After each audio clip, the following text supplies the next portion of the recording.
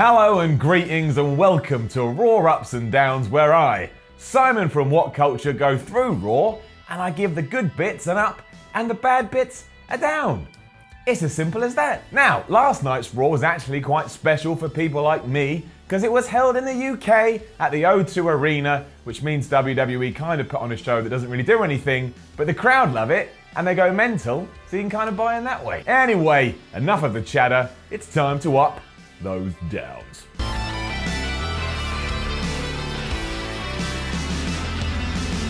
We start with the opening segment where Dean Ambrose let us know that Kurt Angle wasn't going to be here tonight, because I guess it's the UK, and maybe Kurt Angle's not allowed in the UK. I don't know, but anyway, he didn't come, and that he was going to be tonight's general manager. But then The Miz came out and said, well, you listen to me, Dean Ambrose, you're not actually the only general manager, because I texted Stephanie McMahon and she said, I could be general manager too. So it was basically like when you were a kid in the playground and you were kind of arguing over who got to play like Superman if you were the Justice League, because everyone thought Superman was top of the chain, even though that's obviously Batman. The two went back and forth and it was all right. I wouldn't say it was great or a riveting opening segment, but the crowd seemed to dig it. I guess I got something out of it, so I'll give it an up. The best part though is when from nowhere, the big door happened and out came your man Braun Strowman, who is always a massive up. He had his shoulder in a sling after everything that had happened with Roman Reigns at Payback.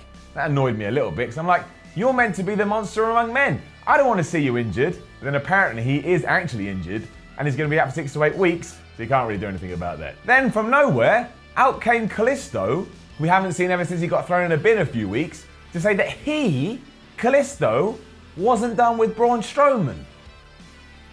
What? But yeah. And that led to Dean Ambrose arranging a match between Braun Strowman and Kalisto for later on in Raw, even though Strowman stood the whole time going, I'm injured, dude.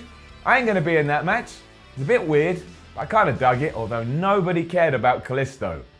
Nobody. Seeing the opportunity to get one over his fellow GM though, Dean Ambrose told The Miz, hey Miz, you're going to be in a match with Finn Balor. The two had a match. It was decent, I enjoyed it. Nice way to start things off, gets it up. There was some ridiculous stuff in the middle where The Miz won by DQ and then Dean Ambrose came out and said, no, you're not going to win that way because you arranged this to win, and he started the match, and then Finn Balor won with a coup de grace, which is a bit weird because now your number one contender for the IC title just lost. So I don't know what that does to build him up, but it was fine, it was good, I was alright with it. I didn't really progress the Bray Wyatt Finn Balor storyline very much, unless I missed that when I fell asleep.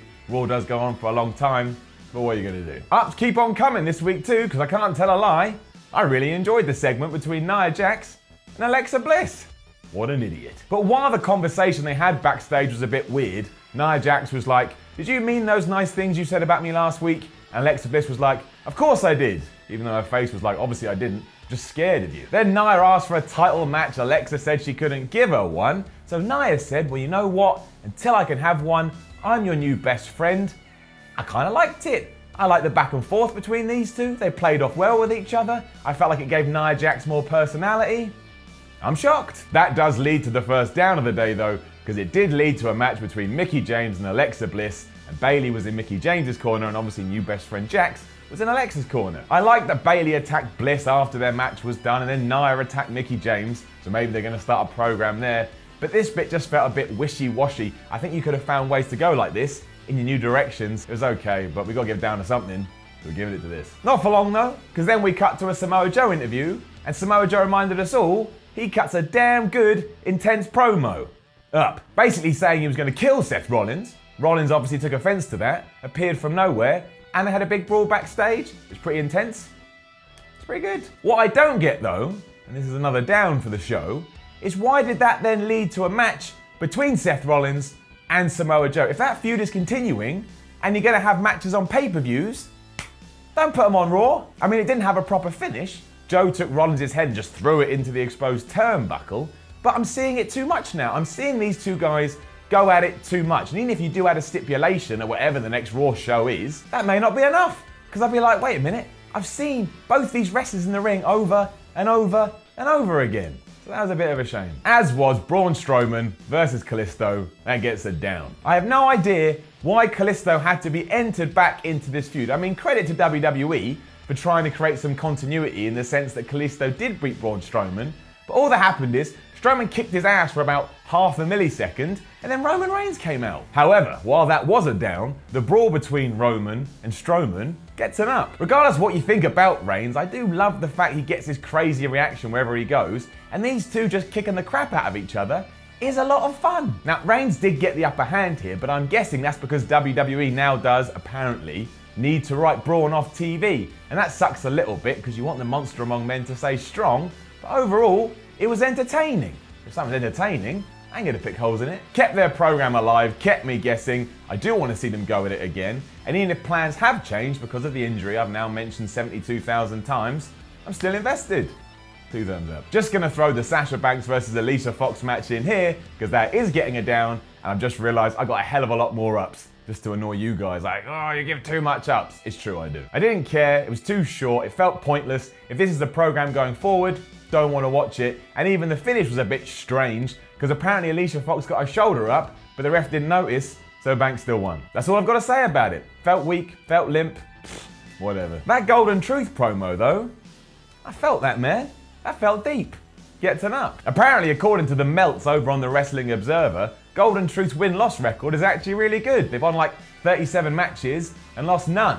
So that makes no sense about the story we're being told, but Goldust felt real here, and I kind of wanted them to win. They obviously didn't, and the tag team turmoil match did end, as we all knew, with Sheamus and Cesaro going over. But that was awesome, because as I realised last night, Sheamus and Cesaro have become awesome.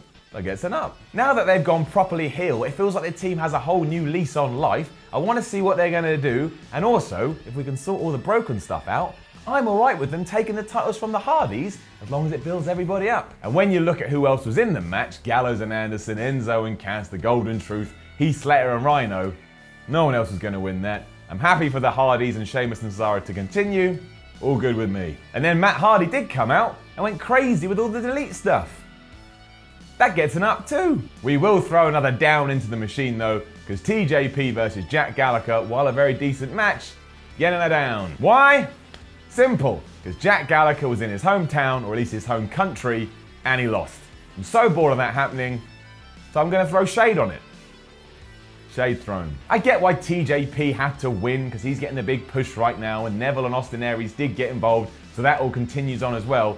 But if you're going to have Jack Gallagher in front of a London crowd when he's from Manchester, just give him the win. It makes everybody feel good, you feel good, I feel good, Jack Gallagher feels good. Come on. But at least WWE is still staying the course with these three guys, and if it ends with a big triple threat match, I'll probably be okay with that as well. Which brings us to the main event, which was of course Dean Ambrose versus Bray Wyatt, because The Miz booked him in there earlier as revenge, getting her down. The simple reason is this: while Bray Wyatt did win, he won after The Miz smacked Dean Ambrose in the head with the IC title belt, proving once again Bray Wyatt can't win matches unless he gets help or there's some kind of fuddy-duddiness. I mean, ultimately, here, Bray Wyatt was being used as a pawn so that the Miz Dean Ambrose stuff could get more heat, and that's fine. I do love the fact that WWE is trying to make that IC belt feel special, while the other belt, that we've all forgotten about, I think some guy called Brock Lesnar's got it, isn't on TV. But you don't have to use Bray Wyatt to do that. Use someone else. Once again,